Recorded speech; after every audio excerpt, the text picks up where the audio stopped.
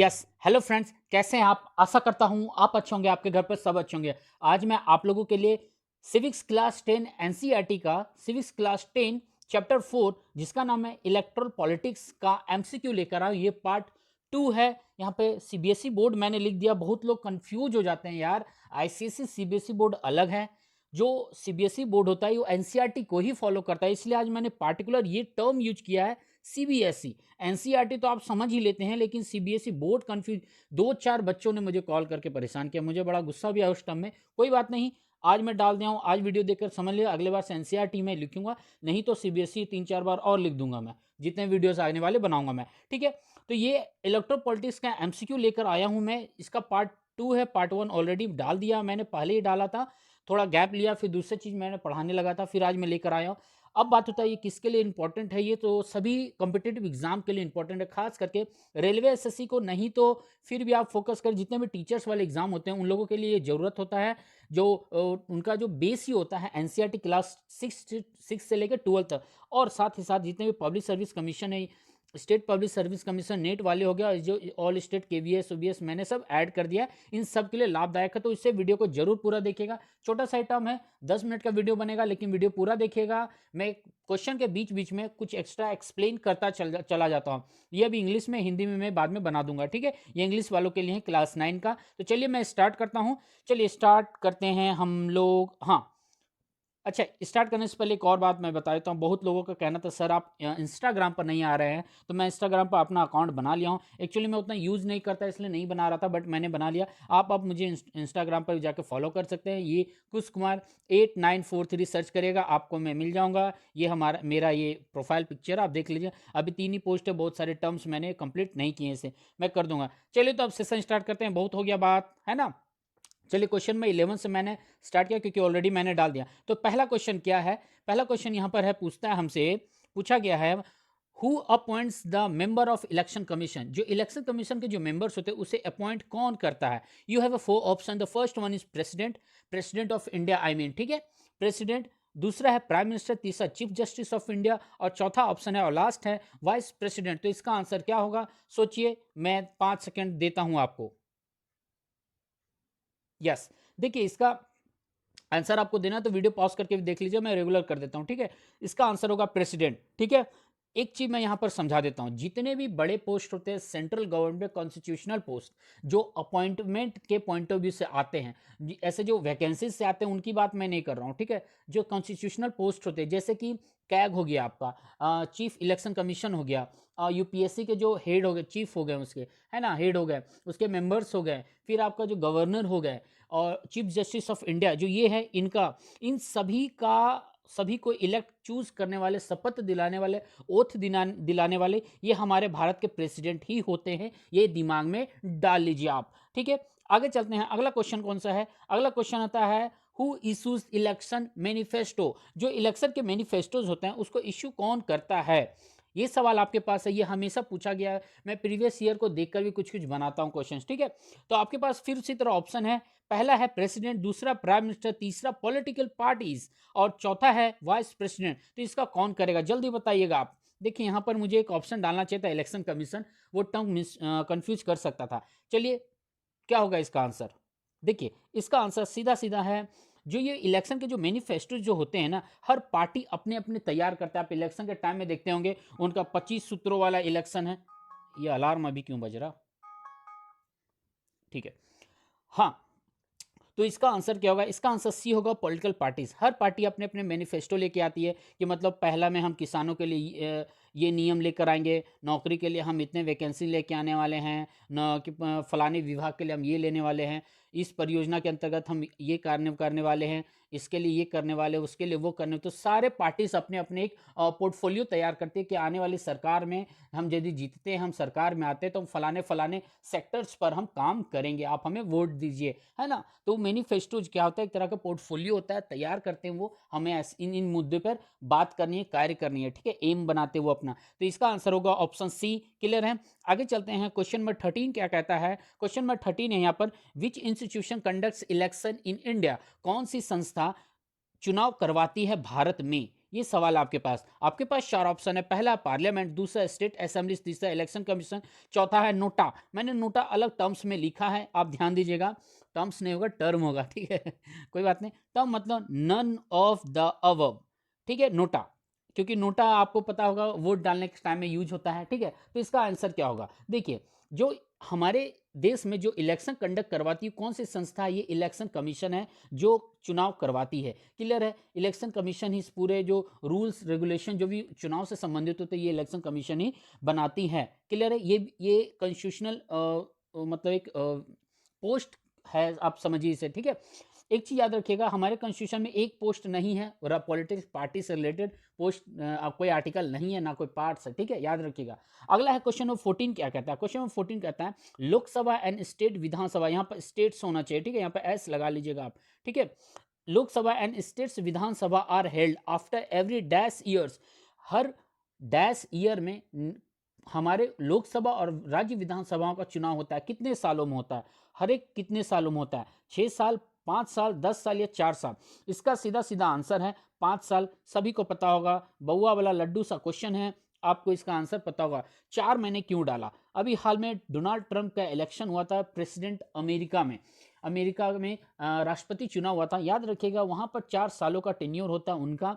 6 साल क्या है? 6 साल इसलिए मैंने डाल दिया, बहुत लोग राज्यसभा के बारे में पढ़ेंगे। याद रखिएगा राज्यसभा का मेंबरशिप 6 साल तो होता है, लेकिन हर 2 साल में 1/3 उसके अवकाश ग्रहण करते हैं। 10 साल मैंने इसलिए डाल दिया, बहुत लोग 10 सुनते हैं, अरे भाई 10 साल का उनका टेन्यूर चला जाता है किसी सरकार का, है ना, इसलिए मैंने 10 डाला था। क्लियर यहां तक? आगे चलते हैं, क्वेश्चन नंबर 15 क्या कहता है? क्वेश्चन नंबर 15 कहता है लोकसभा हैज ऑलवेज हैड, ये पूरी एनसीईआरटी से मैंने उठाया है, आपने एनसीईआरटी पढ़ा होगा बुक को तो आपको पता होगा।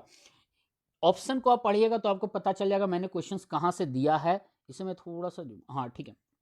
तो इसका आंसर क्या है? सॉरी आंसर नहीं, ओहो सॉरी, पानी पीने का जरूरत लग रहा है मुझे, कोई बात नहीं, हर बार मुझे यही होता है कोई बात नहीं, चलिए ऑप्शन देते हैं। लोकसभा हैज ऑलवेज हैड, क्या है? पहला ऑप्शन है मोर देन 10% वुमेन मेंबर्स, दूसरा ऑप्शन है लेस देन 10% वुमेन मेंबर्स, तीसरा है ओनली 10% वुमेन मेंबर्स, और चौथा है 2/3 ऑफ ऑल मेंबर्स। इसका आंसर क्या होगा? आप चैप्टर पढ़ेंगे आपको पता होगा। देखिए इसका आंसर होगा, इसका आंसर आपको मिलेगा ऑप्शन बी में, less than 10% of women members. क्यों? देखिए आपने पढ़ा होगा कि महिलाओं को वो हक नहीं बार बार मिल रहा था हमारे संविधान में, हमारे राजनीतिक क्षेत्र में जो महिलाएं चाहती है। 50-50 या 1/3 या 2/3 तो नहीं होगा, 1/3 जरूर होगा, और 50-50 इतना होना चाहिए। लेकिन आज तक उनके अधिकारों को पार्लियामेंट में 10 सालों से, कई दशकों से लटका कर रखे उनके अधिकारों का। तो हर बारी क्या रहता था, 10% से भी कम मेंबरशिप मिलता है उनको पार्लियामेंट में या फिर स्टेट विधानसभा में। क्लियर है यहां तक? ठीक है, आगे चलते। क्वेश्चन नंबर 16 क्या है? अच्छा, क्वेश्चन नंबर 16 में मैंने क्वेश्चन आंसर डाल दिया है, ये बहुत इंपॉर्टेंट है। क्यों? क्योंकि ये आप पढ़ लीजिए। क्यों मैंने ये क्यों उठाया? यूनियन पब्लिक सर्विस का, यूपीएससी का 3 बारी इस टाइप से क्वेश्चन पूछा हुआ है, और Bihar public service commission, Jharkhand public service commission का मैंने देखा, फिर एक राजस्थान का भी मैंने कुछ क्वेश्चंस में देखे, इसलिए मैंने इसे उठाया है। और नेट में भी था, यूजीसी जो नेट होता है उसके लिए भी। तो क्वेश्चन आपके पास यहाँ पर है, बोलता है what are the choices generally a voter can make an election. मतलब जो चुनाव जब होता है तो एक जो मतदाता होता है कौन कौन सा चॉइस को देख करके वो वोट डालता है किसी भी पार्टी को या किसी भी नेता के लिए। ठीक है, तो इसका आंसर क्या होगा? देखिए पहला आंसर है इसका, they can choose who will make laws for them. ये उनको वोट डालते हैं, उनको चुनाव में जिताते हैं जो उनके लिए कानून बनाए, उनके हक के लिए कानून बनाए। दूसरा पॉइंट है यहाँ पर, दूसरा चॉइस क्या है? They can choose who will form the government and take major decisions. उसे ये वोट देते हैं जो सरकार बना सके और बड़े बड़े इंपॉर्टेंट महत्वपूर्ण उद्देश्यों के लिए और लक्ष्य को पाने के लिए कदम आगे बढ़ाएं, डिसीजन ले पाएं। आपको पता होगा इंडिया एक डाइवर्स कंट्री है, यहाँ पर क्या होता है कि एक ही एरिया में बहुत लोगों का डाइवर्सिटी मिलता है, लैंग्वेज के बेसिस पर, कल्चर के बेसिस पर, और कह सकते हैं हम लोग मेन तो यही है, लैंग्वेज एंड कल्चर। और क्या मैं बताऊं, ठीक है, इंडिया तो है ही, खान पान बोल सकते हैं, ड्रेस बोल सकते हैं, पहनावे बोल सकते हैं, है ना। एक और टर्म आता है जोग्राफिकल, भौगोलिक क्षेत्र पर भी इसके डिफरेंसेस मिल सकते हैं। तो होता क्या है कि लोग एक मान लीजिए यहाँ पर एक अलग विचारधारा वाले लोग बैठे हुए हैं, यहाँ एक अलग विचारधारा वाले, यहाँ अलग विचार। अब भाई लीडर तो एक ही है, अब ये इसका देखे या इसका देखे या इसका देखे तो कंफ्यूज हो जाएंगे ना। तो एक ऐसा डिसीजन ले जिसमें सभी का कल्याण हो सके, वेलफेयर स्टेट का कॉन्सेप्ट को क्लियर कर सके पूरे कंट्री में, है ना, वैसे लोगों को ये वोट देंगे। तीसरा चॉइस है यहाँ पर, they can choose the party whose policies will guide the government a law making process. मतलब ऐसे विधि को वो बनाए जो संविधान के अंतर्गत काम करें और साथ में जो कानून बने वो एक नियमबद्ध से चले। और प्लस एक और, गाइड द गवर्नमेंट का मतलब हुआ जो सरकार के जो वास्तविक लक्ष्य जो है ना उसके साथ वो चल सके, भले ही वो गठबंधन की सरकार हो या फिर खुद एक अपनी पार्टी बहुमत ला करके सरकार जीते, सरकार बनाए। क्लियर है ना, आगे चलूं मैं, ठीक है। अच्छा, क्वेश्चन नंबर 17 भी क्वेश्चन से मैंने ऐड कर दिया है, इसे मैं दिखाता हूं क्या है। कहता है name the political party that rule over Haryana between 1982 to 1987। ये मैंने क्यों डाल दिया, क्योंकि 10 दिन के बाद हरियाणा में एग्जाम है, ठीक है, टीचर्स का एग्जाम है। तो टीचर्स लोग के लिए भाई आप लोगों को तो पढ़ना पड़ेगा टीजीटी पीजीटी, इसके लिए भी ये जरूरत है, आप इसे देख सकते हैं, ठीक है। तो इसका आंसर क्या होगा, इसका आंसर होगा कांग्रेस पार्टी। क्यों, आपने पढ़ा होगा शुरुआत में लिखा हुआ देवी चौधरी लाल जो थे, इसी को हराने के लिए, कांग्रेस को हराने के लिए उन्होंने चुनाव लड़ा था। भले ही वो उनकी सरकार 3.5 साल 3 साल चलती है, फिर वो गिर जाती है सरकार, है ना। देवी चौधरी लाल आपने पढ़ा होगा, ठीक है, क्लियर है। मतलब 87 में देवी चौधरी लाल फिर से चुनाव जीतते हैं और बहुत सारे रैलियां करते हैं, आपने पढ़ा होगा चैप्टर को, ठीक है। आगे चलते हैं, क्वेश्चन नंबर 18 क्या कहता है। क्वेश्चन नंबर 18 है, what is meant by the term constituency. Constituency का मतलब क्या होता है, आप इससे क्या समझते हैं। आपके पास 4 ऑप्शन है। पहला ऑप्शन कहता है a place where the copy of constitution is kept जहां पर संविधान की जो एक फोटो कॉपी, जेरोक्स कॉपी, किताब बना करके, पुस्तक बना करके, ग्रंथ बना करके उसे कहीं रखा गया, वो एरिया कहा जाता है। दूसरा है यहाँ पर a particular area from where voters elect a representative to the Lok Sabha और विधानसभा। ऐसा जगह, ऐसा क्षेत्र जहां पर एक वोटर अपने एक रिप्रेजेंटेटिव को चुनते हैं लोकसभा के लिए या फिर स्टेट असेंबली के लिए। और तीसरा ऑप्शन आपके पास अ बॉडी ऑफ वोटर्स, मतलब ग्रुप, जो मतदाताओं का ग्रुप है, या फिर चौथा इनमें से कोई नहीं। तो इसका आंसर क्या होगा, सीधा सीधा आपको पता होगा, इसका आंसर है option B, B and B. क्या है answer, a particular area from where voters elect and representative to the Lok Sabha और स्टेट विधानसभा। ऐसा क्षेत्र जहां से वोटर अपने एक प्रतिनिधि को चुनते हैं, उन्हें हम उनके क्षेत्र को ही कहते हैं कंस्टिट्यूएंसी। क्लियर है। अभी भी मैं बोल रहा हूँ, वीडियो पूरा देखिएगा, चैनल पर नए तो सब्सक्राइब जरूर करिएगा, और वीडियो पसंद आ रहा है तो दबा कर शेयर करिए और लाइक करिए। मैं फिर से बोल रहा हूँ, 10,000 जिस दिन सब्सक्राइबर आप हम लोग हमारा हो जाएगा, इस ग्रुप का हो जाएगा, आप ही का ये चैनल, आपके लिए मदद कर रहा हूँ और आपके भविष्य के लिए मैं काम कर रहा हूँ। तो जिस दिन हो जाएगा, जितने भी एक्स्ट्रा पीडीएफ्स वगैरह पड़े हुए हैं सारा मैं देना शुरू कर दूंगा, दनादन दूंगा, जितना हो सके उतना शेयर करूंगा। अभी नहीं कर रहा हूँ, ठीक है, मैं करूंगा कुछ कुछ, मैं जो व्हाट्सअप ग्रुप है हमारा उसमें मैं शेयर करता हूँ, लेकिन ऑल ओवर कंट्री के लिए नहीं शेयर कर पा रहा हूँ अभी मैं, ठीक है।